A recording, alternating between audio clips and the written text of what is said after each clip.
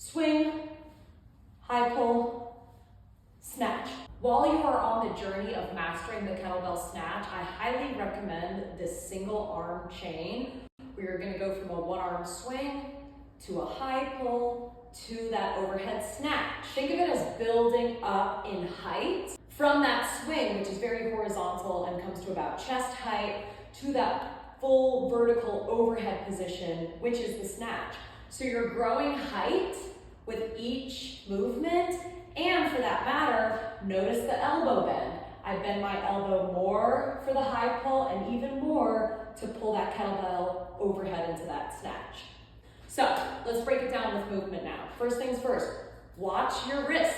If you have a watch, you want to turn that in because that kettlebell is going to be landing right there. Not to hurt you, but that is the spot that it's going to be landing on. So check me out. I'm going to set up, I have a one arm swing, high pull, snatch. I'll do that again on this side. Swing, high pull, snatch. A high pull can look very different depending on who's doing it and what they're focusing on. This is considered a high pull, this is considered a high pull. This is considered a high pull. So notice I pulled it at different heights, but the commonality between all of those is that my hips drive the kettlebell, and then my arm pulls, and I'm bending my elbow. So I'm physically pulling the kettlebell. You know how I always say when we're doing kettlebell swings, we want the hips to drive and the arms are just guiding? Well, when it comes to high pulls, snatches, even American swings for that matter, the arms are working.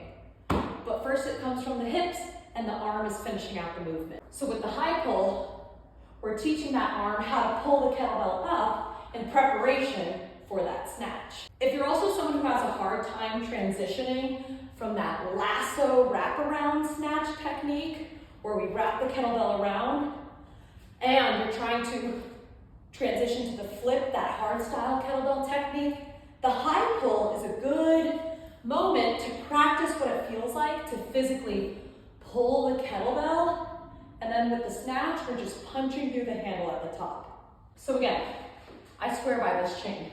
Swing, high pull, snatch. Take a pause here before going into the next sequence. Swing, high pull, snatch. You'll notice I use that other arm to kind of counterbalance the kettlebell as I'm moving. Swing, high pull, snatch.